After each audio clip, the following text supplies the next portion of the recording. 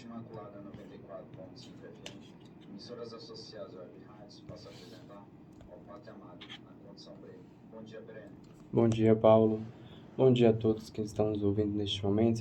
Sejam bem-vindos a mais um programa Pátria Amada, nesta manhã de sábado, porque aqui em Brasília amanheceu chuvoso com a graça de Deus, de Nossa Senhora, e com certeza intercedeu pelo derramamento dessas bênçãos aí na nossa vida, porque aqui estava muito seco. A gente estava padecendo aqui, né, com todo esse calor, e com certeza essa chuvinha veio aí para dar uma animada, para dar uma arrefecida nos ânimos, né, nesse período de estiagem que nós estávamos passando. E agradecendo então, né, essa chuva, a gente reza também uma Ave Maria, oferecendo este programa em ação de graças a nosso Senhor e a bem-aventurada sempre Virgem Maria, o seu imaculado coração, consagrando todos aqueles que estão nos ouvindo, aqueles que irão ouvir depois também a gravação que é feita e transmitida pelo YouTube. E desejando a todos um ótimo sábado já desde o início. Ave Maria, cheia de graça, o Senhor é convosco. Bendita sois vós entre as mulheres, e bendito é o fruto do vosso ventre, Jesus. Santa Maria, Mãe de Deus, rogai por nós, pecadores, agora e na hora de nossa morte. Amém. Oferecimento do dia.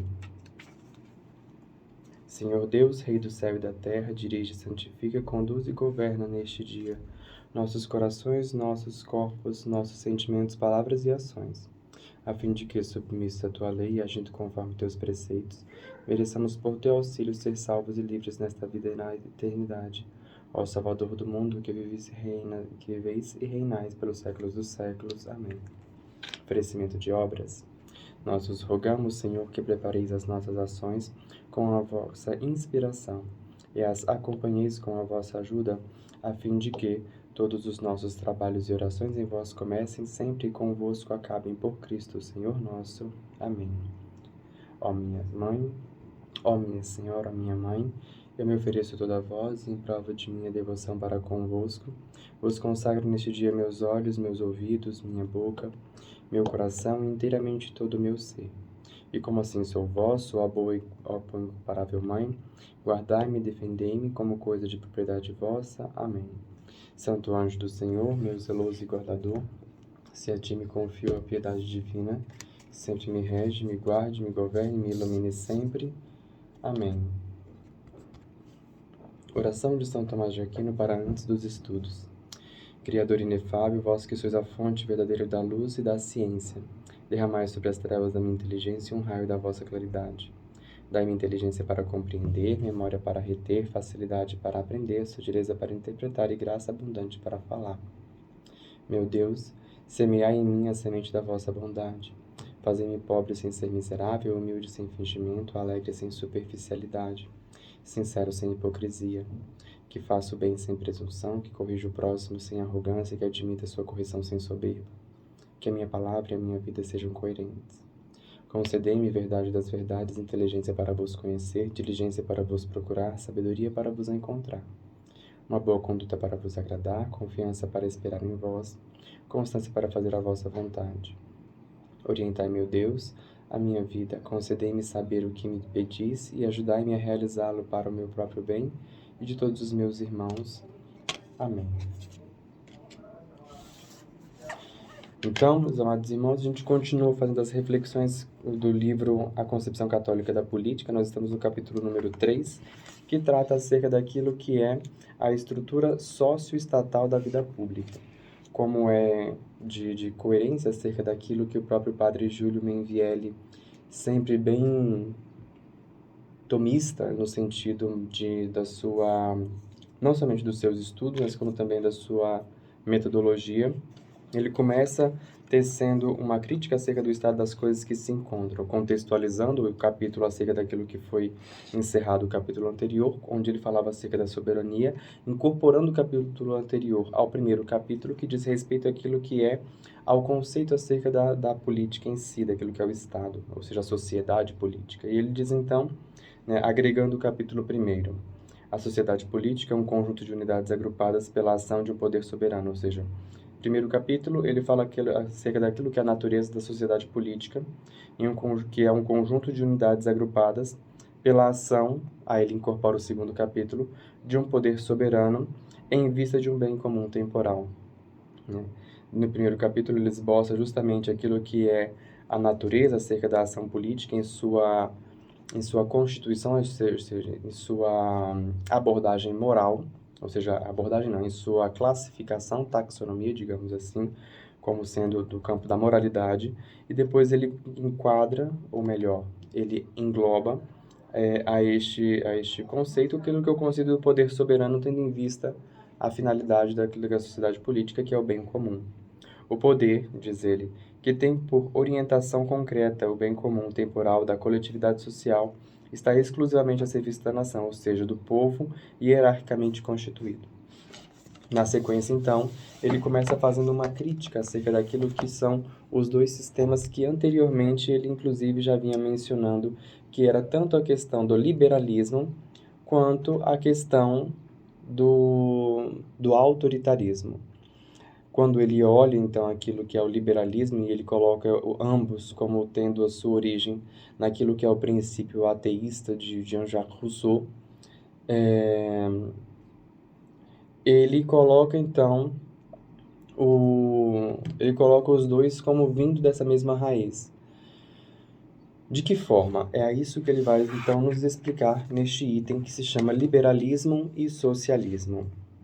Eu fiz aqui uma breve observação, talvez uma audaciosa correção acerca de um conceito que ele coloca aqui, onde ele fala a seguinte coisa no primeiro parágrafo deste item que se chama liberalismo e socialismo.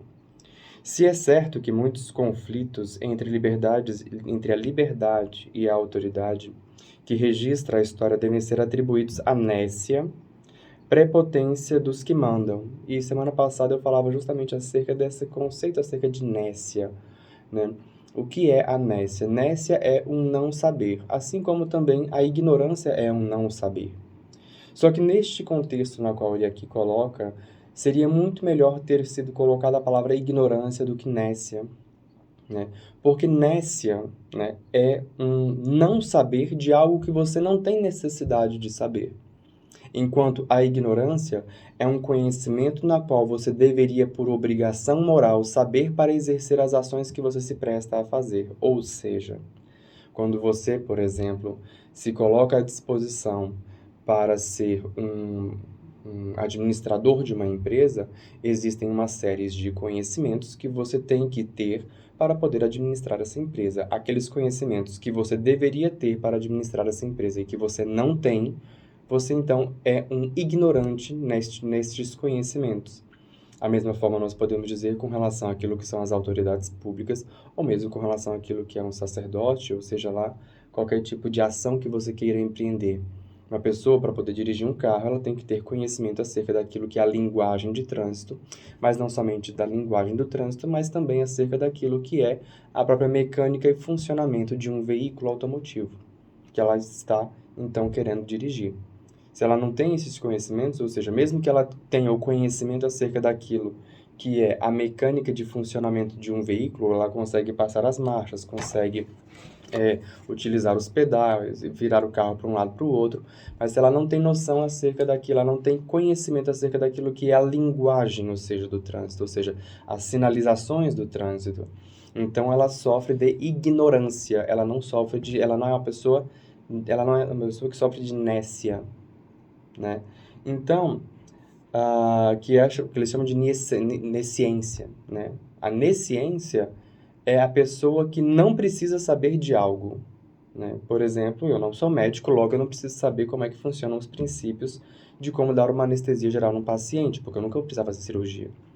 Mas eu, enquanto estudioso político, da política, enquanto estrategista político, que essa é a minha função, este é o meu trabalho, eu devo saber como é que funcionam a mecânica acerca da política, quais são os seus conceitos, como é que elas funcionam, psicologia, antropologia, ciências políticas, pesquisa, comportamento das pessoas em termos de massa, comportamento em termos de segmento, como é que isso se dá, semiótica, comunicação, marketing, uma série de outros fatores e uma série de outros, digamos assim, faculdades, uma série de outras ciências, que juntas, dentre elas inclusive a própria administração e gestão de projetos, que juntas então compõem aquilo que a gente chama de técnica político-eleitoral. Eu tenho por obrigação saber esse tipo de coisa. Aquilo que eu, desse conjunto de coisas que eu não sei, eu sou um ignorante. Né? Então, aqui caberia muito mais o termo ignorância do que a palavra nécia. Porque nécia por que eu justifico isso? Porque ele está falando que essas pessoas, olha só, é certo que muitos dos conflitos entre liberdade e autoridade que registra a história devem ser atribuídos à nécia, ou seja, ou ao não saber, né? Prepotência dos que mandam, ou seja, das autoridades, das pessoas que ocupam os cargos de autoridade. Estes mesmos que, se esquecendo das razões de servos e ministros de Deus, postos a serviço da comunidade, essa é a grande função acerca daqueles que exercem as autoridades, em lembrar-se primeiramente acerca de que estão a serviço que são servos e ministros de Deus a serviço da comunidade. Inclusive, esta é sempre a frase que é posta após o nome de todo sumo pontífice em todas as suas cartas pontificais, né? Papa João Paulo II, na época Papa ainda não era canonizado, Papa João Paulo II, servo dos servos de Deus. Bento XVI, servo dos servos de Deus. Né? Assim como também abaixo sua assinatura está lá, escrito exatamente isso. Dado de Roma, tal data, assim, assim, assim, e segue a carta, né? Então, assim também, quando se olha, então, aqueles que são administradores da coisa pública, ou seja, os administradores da República, Res Public, né, devem ter em mente justamente este serviço. Aqui está justamente o que reside o fato, né, a briga daquilo que é aquilo que foi o pensamento de Jean-Jacques Rousseau e dos outros pensadores da Revolução Francesa, e o que vem se colocando tanto com relação ao padre Júlio Mainvielle, a ponto dele chegar a colocar aqui uma exaltação acerca daquilo que era o sistema que prevalecia na Idade Média. Daqui a pouco nós vamos chegar lá. Muito bem. E qual é o pensamento de Jean-Jacques Rousseau? Ou seja, a completa extirpação daquilo que era a sua consciência, a consciência do ser humano diante de Deus para o zelo das coisas da comunidade, ou seja, a serviço da coletividade. E quando você extirpa o ser humano, então, de tudo aquilo que é a busca por algo divino, ele necessariamente olhará apenas para baixo.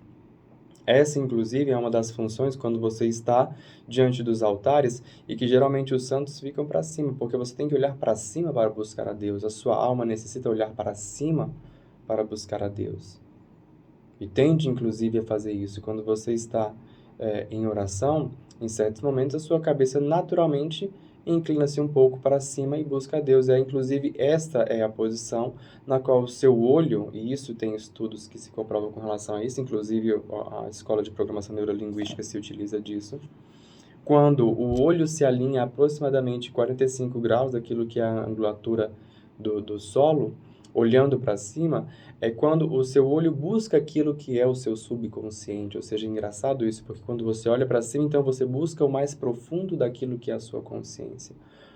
More íntimos meus, né? Como diria Santo Agostinho, o mais íntimo do meu íntimo, né? Neste momento. E quando você olha, inclusive, as imagens de êxtase, é justamente mais ou menos essa perpendicularidade, essa angulação, aliás, na qual os santos se encontram a olhar para cima. Mas, enfim, voltemos aqui a questões da política. Postos a serviço da coletividade. Não pretendem, senão, a satisfação de seus interesses particulares ou do partido. Mas não é certo que a atualidade ou a maioria dos conflitos são provocados Mas não é certo, não é menos certo que, na atualidade, a maioria dos conflitos são provocados pela desarticulação que se encontra o corpo social, por ter perdido sua consciência de unidade e a desorbitação do indivíduo, ou seja, os conflitos sociais são causados por aquilo que é a falta de uma consciência do corpo social pela sua coletividade, e isto articulado, ou melhor, desarticulado com aquilo que é um indivíduo fora de sua órbita, né? Que, regido, ora, nestes instantes, por seus instintos fora da racionalidade, levará indubitavelmente para esses conflitos de interesse na qual nós estamos vivendo. Isso é lindo de se falar em termos daquilo que é o estágio ideal, mas é difícil de se colocar em termos práticos, né? Mas é fato que, quanto mais, como inclusive eu já venho mencionando, a principal função daquilo que é a igreja na sociedade é justamente manter o maior número possível de pessoas que estejam dentro dessa racionalidade, levando elas não para um cientificismo, é disso que eu estou falando daquilo que São Tomás de Aquino fala acerca do princípio da perfeição humana enquanto um ser racional, e por meio da sua racionalidade alcança, então, a sua perfeição. Neste sentido, perfeição a Deus. Neste sentido, então, é função da igreja manter, digamos assim, a sanidade mental das pessoas em meio a este mundo, em média, digamos assim, ou seja, medianamente as pessoas têm que ter um certo padrão de normalidade.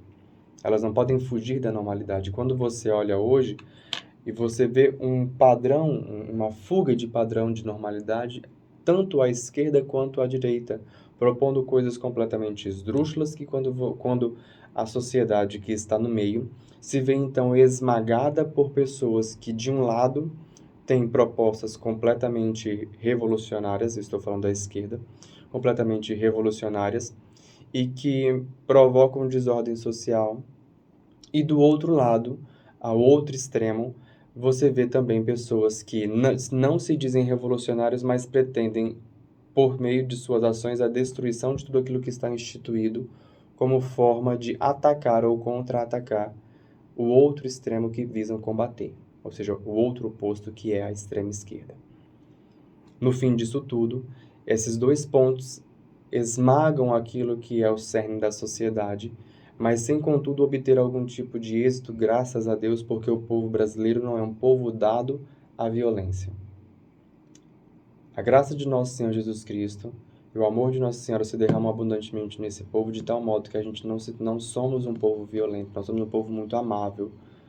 O brasileiro é um povo muito amável, é um povo muito querido, é um povo muito tranquilo, né? Essa é a nossa sina. A gente pode até nos incomodar, mas tanto é assim que até com relação a casos de corrupção, por mais que estourem casos de corrupção, por mais que de vez em quando abata sobre nós um certo desânimo, mas isso não faz com que o brasileiro ele se torne um povo revoltado. Graças a Deus. Porque se isso acontecesse em outros países que têm um ímpeto de revolta muito maior, esse país já estaria de pernas para o ar, imerso em um caos que só sabe-se lá Deus onde isso iria acabar e se iria acabar, e quando acabasse não sobraria pedra sobre pedra, né? Então, com a graça de Deus, nós não somos este povo, o que era justamente a esperança dos dois lados, dos dois extremos, né? Tanto um lado esperava insuflar as massas de tal modo que ela se revoltasse com a situação na qual ela estava vivendo, quanto o outro lado também esperava a mesma coisa. Então, por exemplo, a esquerda, em sua teoria, espera que o proletariado ou as classes na qual ela esteja falando insuflar a revolta nessas pessoas por meio de situações na qual ela diz que essas classes são injustiçadas, excluídas e marginalizadas, a tal ponto que todas essas classes se revoltem e destruam todo o status que está aí oprimindo essas pessoas, por meio de uma revolução, dando então o poder autoritário àqueles que então conclamaram este mesmo processo revolucionário, as lideranças deste processo. Muito bem. Quando você olha para o outro lado está dizendo basicamente a mesma coisa em outras palavras e direcionando o alvo para outros lugares.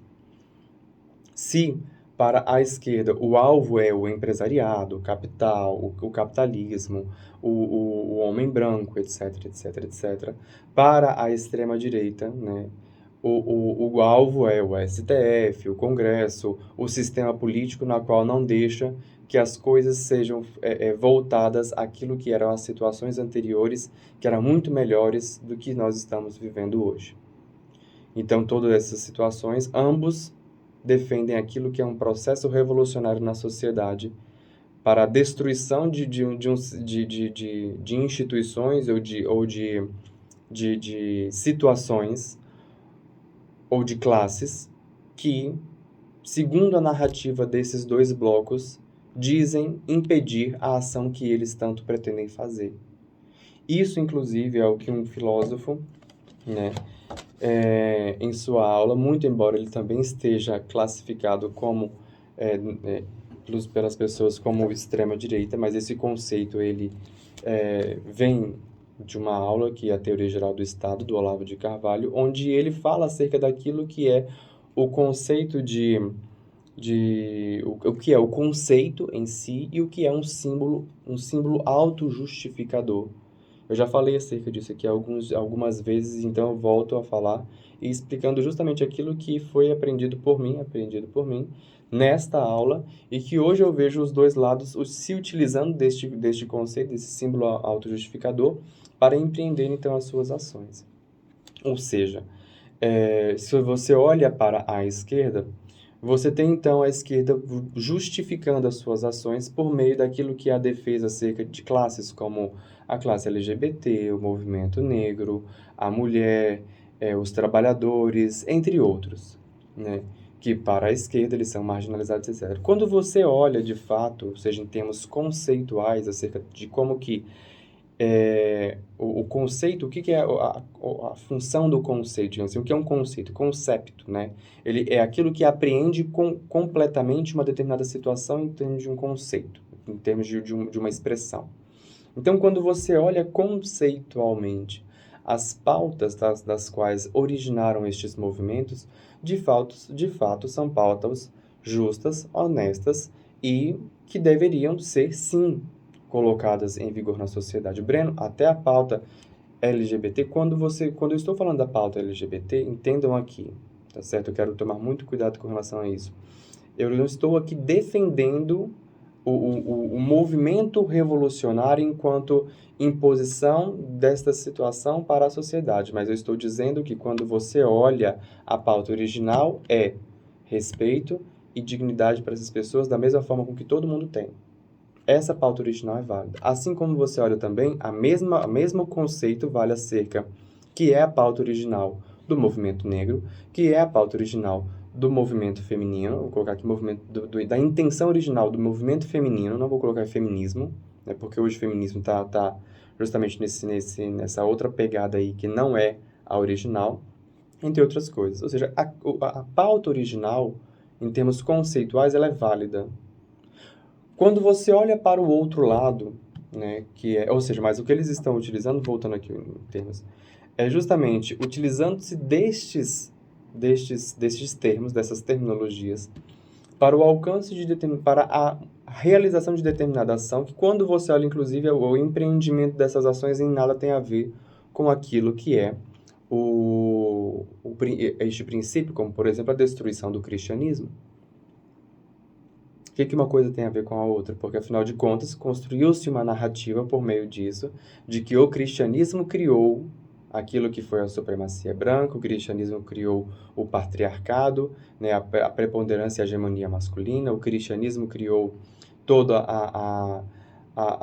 o preconceito, e não somente preconceito, mas eu vou colocar de fato a agressividade contra pessoas homossexuais, LGBT, etc.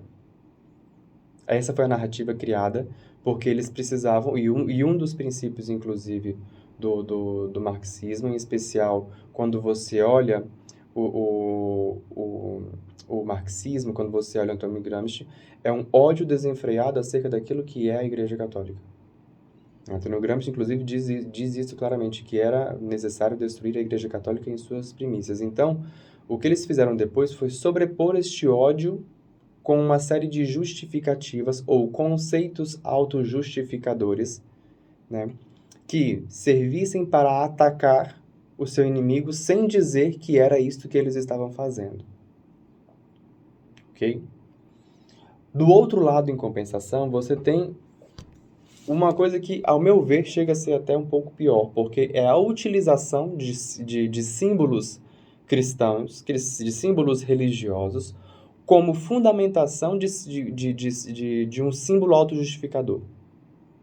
e por ser um símbolo autojustificador, ele não encontra na sua raiz a sua justificativa. Mas quais são as pautas originais? As pautas originais do movimento conservador e do cristianismo as pautas centrais em termos políticos, tá bom?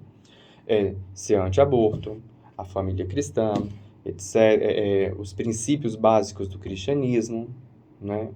A educação, a moralidade, né? Os bons costumes, etc. Então, as pautas, elas são reais.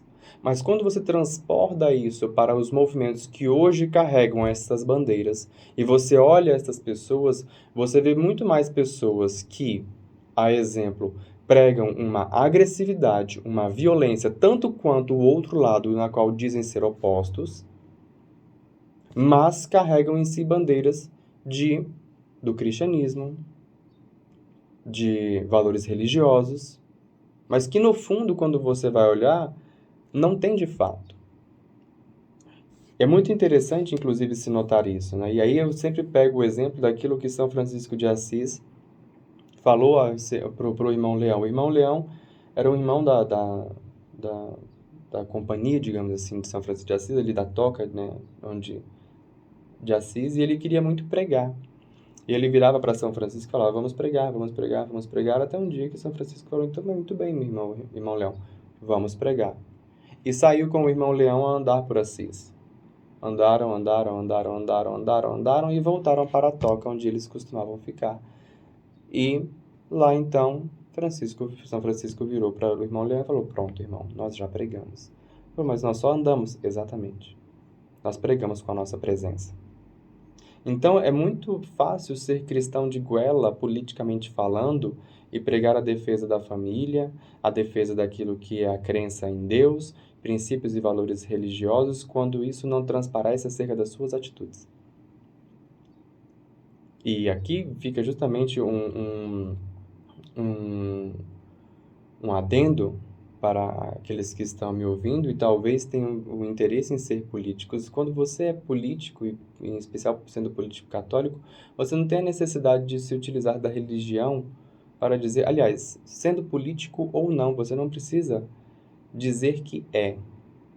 Como diria, inclusive, eu acho que isso, eu não lembro de quem é essa frase, mas essa frase é da Realeza, mas fala-se assim, que quando se precisa dizer que a autoridade, e no caso também aqui, assim como também a humildade, ela ela se esvai pelas suas mãos no sentido de que quando você diz que a tem, você já a perdeu, assim como a realeza. Se você precisa dizer que é, você não é. Se você precisa dizer que você é cristão, se você precisa afirmar que você é cristão porque as pessoas não estão percebendo que nos seus atos você é cristão, é porque você não é, meu filho, minha filha. Então, se chega ao ponto de você, em um discurso nas Nações Unidas, dizer que você é cristão e afirmar que você acredita em Deus, em um processo de autoafirmação e quase que de autoconvencimento, você precisa dizer isso a todos, porque as pessoas não estão percebendo nas suas ações que você acredita e que você é cristão, é porque você não é. Quando você é cristão, quando você pratica o cristianismo, você não precisa dizer que é. É muito bonita a frase de Atos dos Apóstolos, né? Quando fala acerca da comunidade dos apóstolos, onde as pessoas olhavam para os apóstolos e diziam, vejam como eles se amam. A expressão é, vejam como eles se amam. Não é, eles diziam que se amavam e convenciam as pessoas. Não. Vejam como eles se amam. Então, propaganda político-eleitoral é uma coisa, propaganda político usando-se, né, da religião, ou seja, quando você precisa dizer que você é alguma coisa religiosamente, é porque você não é. Tá bom? Eu sou isso. A não ser que perguntem para você, né? Porque às vezes a pessoa justamente se admira pelo seu comportamento, né? E fala, nossa, como fulano de tal, né, ajuda os pobres. Nossa, como fulano de tal pratica a caridade. Nossa, como fulano de tal é um bom esposo. Nossa, como fulano de tal é uma boa esposa. Nossa, como fulano de tal é um bom filho. Nossa, como fulano de tal... E aí as pessoas ficam curiosas e perguntam, você tem religião? Qual a sua religião? E quanto não nos espantamos como quando muitas vezes nos deparamos com essas situações e nós mesmos, católicos cristãos, perguntamos para essas pessoas e muitas dessas pessoas viram e falam, não, eu não tenho religião. E estão dando um exemplo de vida muito melhor do que nós. Então isso é um símbolo autojustificador. Um símbolo autojustificador é quando você pega um determinado valor, pega uma determinada pauta que em si é válida, para justificar a sua ação, mas e que embora ela não tenha qualquer tipo de finalidade. Quando você pega, por exemplo, aquilo que foi a Revolução Russa de 1914, acho que 1914, não tinha enganado, foi 1914? Foi, ou não, 1917, onde o Partido Comunista Soviético assumiu o poder na Rússia e então proclamou-se que o proletariado tinha feito a Revolução Proletariada e instalado ali aquilo que era a ditadura do proletariado. Pergunta: quantos trabalhadores tinha no Comitê Central do Partido Comunista Soviético? Nenhum.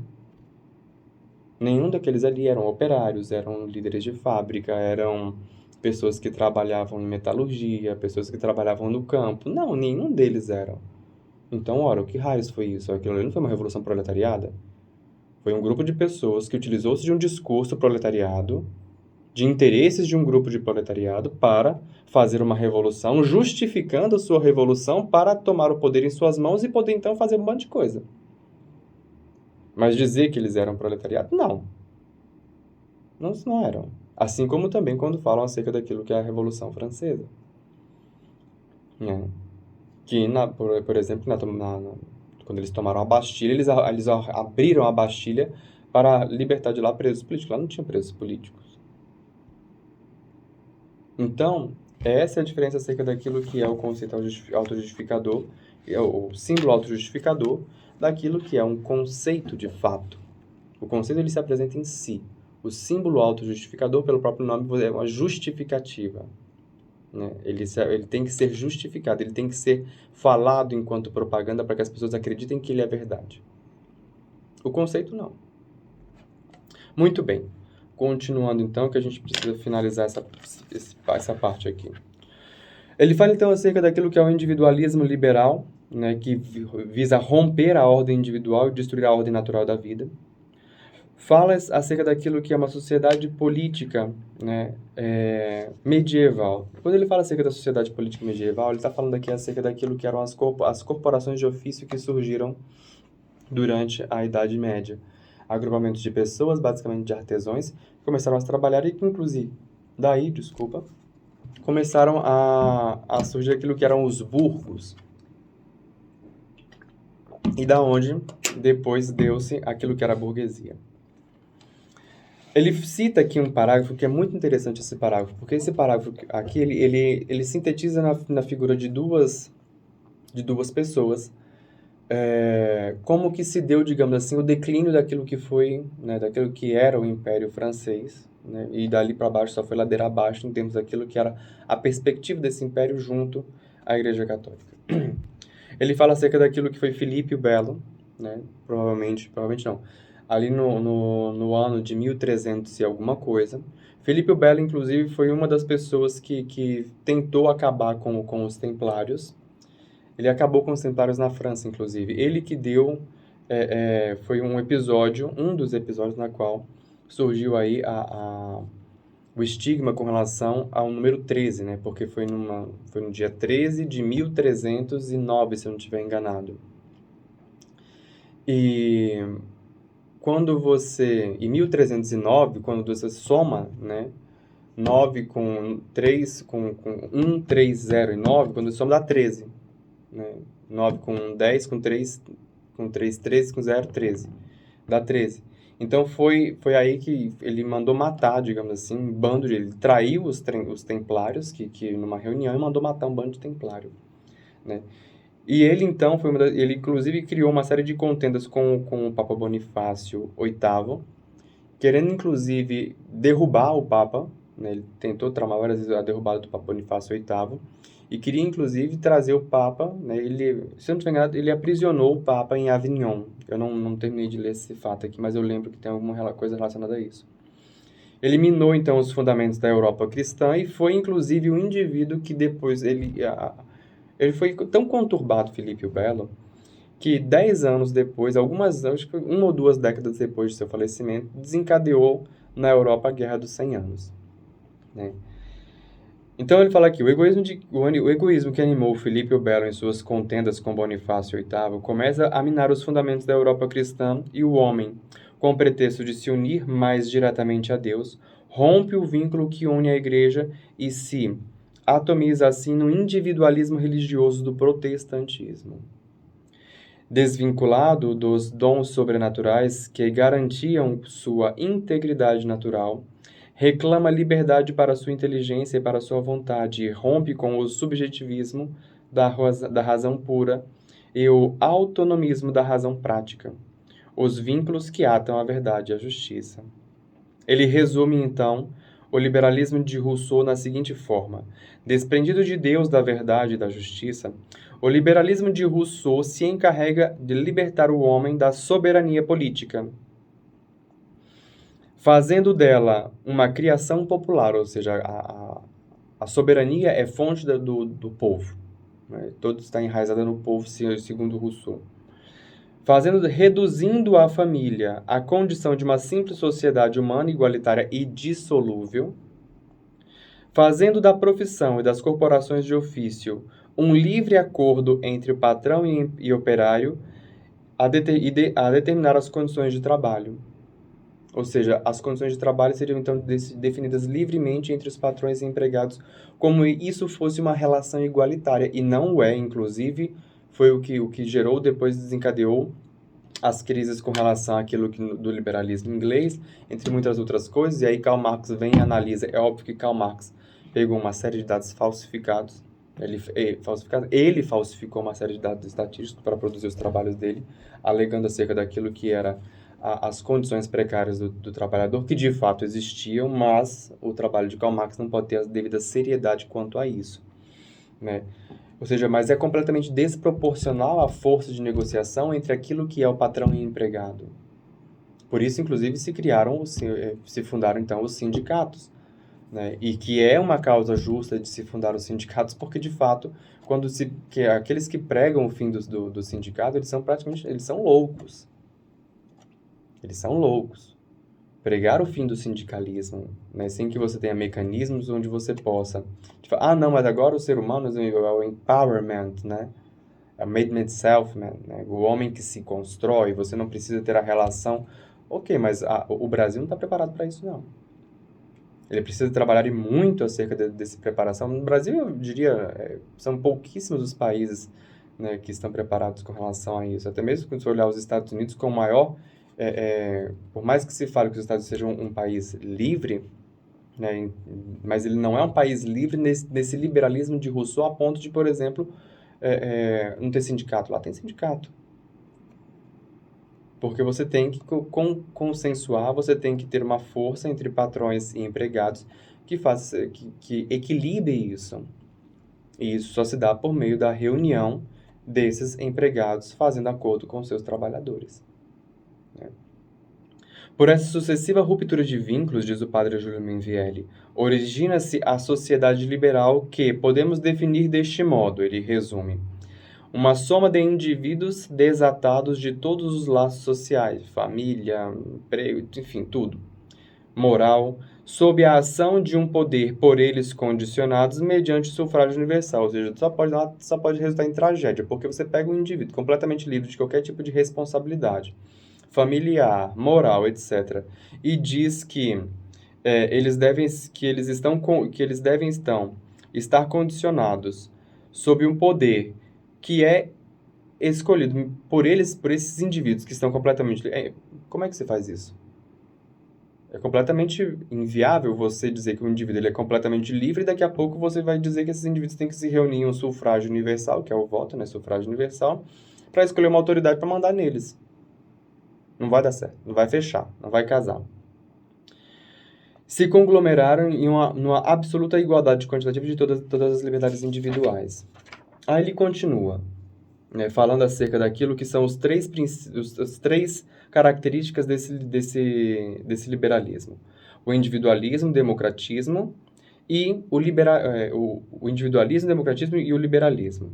Sendo o democratismo esse conjunto de pessoas que se reúnem dizendo, ele fala assim, numa orientação, dirige este conjunto, isto é, como na realidade não há vontade popular, cogita-se o sufrágio universal, uma computação aritmética de vontades, para imprimir um impulso a essa plebe indiferenciada. Ou seja, como é que você pode fazer isso? Todo mundo ali é indiferente um ao outro. Ele é completamente que é o individualismo, o primeiro dos caracteres. E aí você tem que todo mundo se reúna, não vai dar certo. E por fim, então, esses impulsos é resultado de uma sociedade de vontades iguais e livres, garante ilusoriamente o objetivo supremo da sociedade liberal, a saber, que todos os associados vivam dentro do conjunto social iguais e livres, isto é, isentos de laços que o sujeitam ao liberalismo. Por fim, então, ele fala que a sociedade liberal, desatando o homem dos vínculos que o protegiam, escravizou-os no religioso as, ou seja, a três divindades: a ciência, o progresso e a democracia. No intelecto, submeteu os mitos do materialismo e do evolucionismo. Na moral, ao sentimentalismo romântico. E no econômico, ao despotismo do dinheiro. No político, à oligarquia dos maiores patifes. Essas são as consequências naturais daquilo que se resume, então, essa questão do liberalismo no pensamento de Rousseau. Quando você olha, então, para o outro lado, ele vai falar, então, a seguinte coisa. Cheio de raiva em sua impotência, o proletário, que é um tipo normalmente o resultante do regime liberal, por óbvio, se agrupou então indiferenciado, como se amontou num saco de grãos de milho para clamar contra o regime burguês, que apesar de sua ideologia sentimental e igualitária, deu nascimento ao mais exorbitante antagonismo de classes. Guerra à desigualdade social, foi o grito. E conforme essa nova postura, designou-se ao Estado a missão soberana de nivelar os estômagos, ou seja, a fome, ou seja, a todos, de todos os cidadãos. O Estado é, desde então, um enorme monstro encarregado de subministrar igual ração de comida, de trabalho e de instrução a todos os indivíduos que vivem absorvidos em suas próprias vísceras.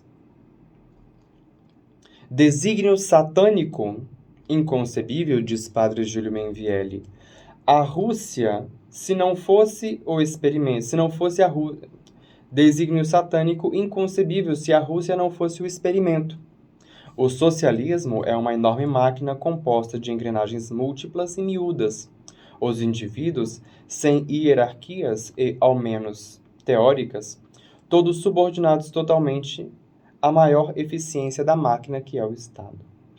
Aquilo que for produtivo se aceita e absorve. O improdutivo, como a religião, elimina-se. Então, e aqui ele vem citando um outro ponto que é uma coisa, digamos assim, um socialismo mais gourmetizado, que não poderia vir de outro lugar, senão da França, em Jean Jaurès. Na realidade, esse não é mais um liberalismo sentimental que se anexou a uma confusa mescla, o ódio ao católico e as teses sobre a socialização da terra e os meios de produção. O socialismo, ele é anti-individualista, antidemocrata e antiliberal. A soberania panteísta que o liberalismo atribui ao povo, o socialismo atribui à classe proletariada, que ele chama inclusive de classe messias, Uma classe que, o próprio embrião da humanidade, a humanidade futura que não conhecerá a exploração. Ela é a classe proletariada, ou a classe messias, a classe salvadora da população, do povo, da nação, da cultura. Mas a soberania não corresponde ao proletariado real, mas ao proletariado ideal. Só uma minoria privilegiada, isso aqui é interessante, só uma minoria privilegiada conhece a verdadeira missão do proletariado, ou seja, uma minoria iluminada. Aquele grupinho que eu falei acerca do Comitê Central do Partido Comunista, do Partido Soviético da União Soviética. Que geralmente, inclusive, o próprio Karl Marx afirma isso. Karl Marx afirma que apenas o proletariado pode ter consciência histórica completa, da consciência acerca daquilo que é a finalidade da história. Porque ele, por ser a última ponta, digamos assim, da escala produtiva, ou a primeira ponta da escala produtiva, depende de onde você olha. Então, ele é o único indivíduo que somente o proletariado poderia alcançar essa iluminação, digamos assim. Ora, pergunta-se então, como é que Karl Marx, não sendo um proletariado, conseguiu chegar a tamanha conclusão? Compreende aquilo que é um símbolo autojustificador? Criado, inclusive, de uma perspectiva daquilo que se chama, inclusive esse conceito também criado por Olavo de Carvalho, que é a paralaxe cognitiva. Eu não sei se foi criado por ele, mas ele aborda muito essa temática. Ou seja, a paralaxe cognitiva é justamente um indivíduo que ele fala uma coisa sem ter necessariamente a clareza daquilo e ele acerta outra completamente diferente. A diferença entre o ponto de onde se fala e aquilo que se fala em si, o conceito e aquilo que se está se falando, né? Paralaxe, para você ter noção do que é uma paralaxe em termos físicos, eu estou falando de físico mesmo, né? É aquele fenômeno que você tem quando você, por exemplo, coloca um ponto na frente de dois pontos, digamos assim. Você prende, imagine uma mesa, tá certo? Com 2 pregos. E quando você, então, se desloca para a esquerda e para a direita destes 2 pregos, em determinado momento um prego pode ficar à frente do outro e em determinados momentos eles vão estar à esquerda ou à direita. Esse é um fenômeno de paralaxe na física.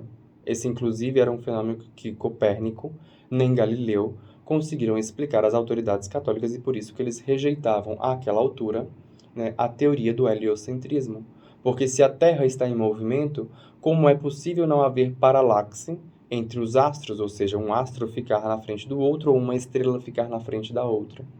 Né? Quando então a Terra está se deslocando, imagine que esses 2 pregos na mesa sejam os astros e você então é a Terra. Então, as autoridades da igreja que analisavam essa teoria, para você ter ideia, a Academia Científica, a Pontifícia Academia da Igreja Católica, uma das mais evoluídas que se tem na humanidade até hoje, né? Queria saber justamente isso. Olha, eu estou aqui, tem 2 pregos sobre a mesa. Se eu sou a Terra e eu me movimento, é natural, então, que em determinado momento, e se esses pregos são os astros, é natural que em determinado momento esses astros fiquem um na frente do outro. Por que isso não está acontecendo? E a justificativa para isso só surgiu séculos depois, acho que foi um século depois, quando se inventaram um telescópio. Agora eu não lembro o nome da pessoa que inventou o telescópio. Então pôde-se perceber que a distância entre esses astros era tão grande que não tem como o fenômeno da paralaxe acontecer. Mas isso estou falando em termos daquilo que é um conceito físico, que ele é, por certa vez, transportado, então, transposto para aquilo que é o mundo das ideias, ou seja, a paralaxe cognitiva. Quando, então, você tem justamente, imagine que são 2 pontos na qual ele está justamente descrevendo um conceito, mas existe, então, essa distorção quando você desloca aquilo que é o eixo de percepção do indivíduo acerca do fato que ele está observando. Então, existe uma paralaxe acerca desses pontos que ele está falando. Então, mas neste caso, é impossível que Marx afirme isso, porque ele não é um proletariado. Ele não pertence à classe proletária. Então, como é que ele pode dizer, hoje, né, eu não gosto desse negócio, né? Hoje, o termo que se usaria hoje, né, é o horrível e horripilante termo de dizer o seu local de fala. Marx não estava falando do seu local de fala porque ele não era proletariado. Eu acho ridículo esse termo, mas tudo bem. Então, como ele, não sendo proletariado, poderia chegar a essa conclusão? É impossível. Né? É uma afirmação auto-excludente. É uma afirmação que, inclusive, ela volta para uma coisa que se chama argumento ad hominem, aliás. O argumento ad hominem, ele é quando você, então, está discutindo, você está em uma certa discussão com um indivíduo e você, ao invés de rebater o argumento do indivíduo, né, você busca desqualificar o indivíduo pela sua personalidade. Só que o argumento ad hominem, ele só é válido, justamente como nessa situação, como um exemplo, quando ele se trata de um exemplo in contrarium. O que isso quer dizer? Ou seja, um exemplo contrário. Porque se Marx está afirmando que apenas um trabalhador pode chegar à conclusão X, e quando você, então, olha para Marx e vê que Marx não é um operário, então ele se torna um exemplo in contrarium, acerca da própria afirmação que ele está colocando. Então, ele é a prova viva da contradição intrínseca da frase que ele expõe. É impossível, então, que aquilo ali seja verdade. Para que aquilo fosse verdade, apenas um trabalhador poderia ter chegado a essa conclusão, o que não foi o fato. Neste sentido, então, você vê aqui acerca daquilo que ele fala que a soberania corresponde ao proletariado, mas ao proletariado ideal, ou seja, essa classe, né, que o movimento socialista geralmente traz em si, é uma pequena classe que se dizem seres mais iluminados do que os demais e que vão, então, conduzir a sociedade para este mundo perfeito, bonitinho, que eles chamam, então, de comunismo, né? Por meio, eles não sabem como fazer isso, eles sabem apenas que você tem que dar poderes para que eles possam, então, fazer esse tipo de coisa.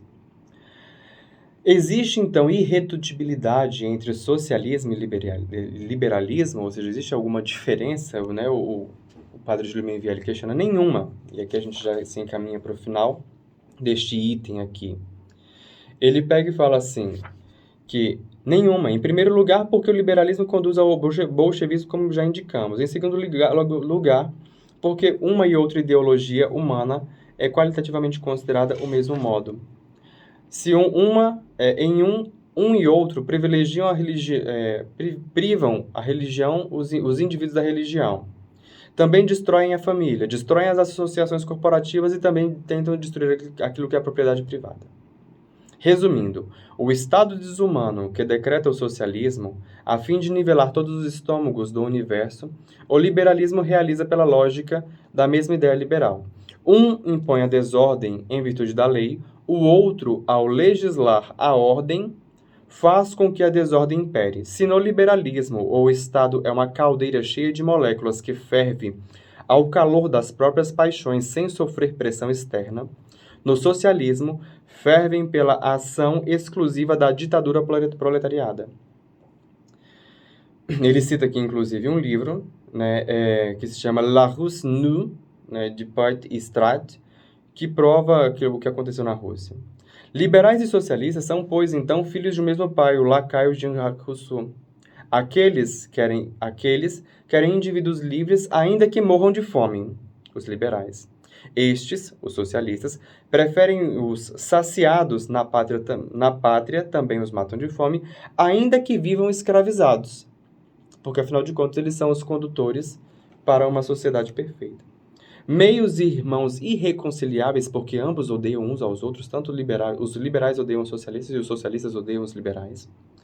Amamentados na trilogia da Revolução, com a diferença de que um embriaga a liberdade e o outro a igualdade.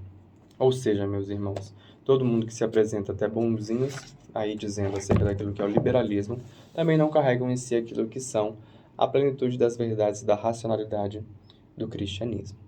Assim, meus caros, a gente encerra o primeiro item do capítulo 3 e o próximo item a gente vai falar um pouquinho sobre regime corporativo e representação profissional e também vamos ver se a gente fala acerca daquilo que é o sufrágio universal.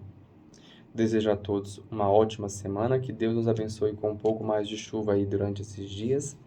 Agradeço a todos a audiência e até semana que vem mais um programa Pátria Amada às 10 horas da manhã do sábado. Muito obrigado.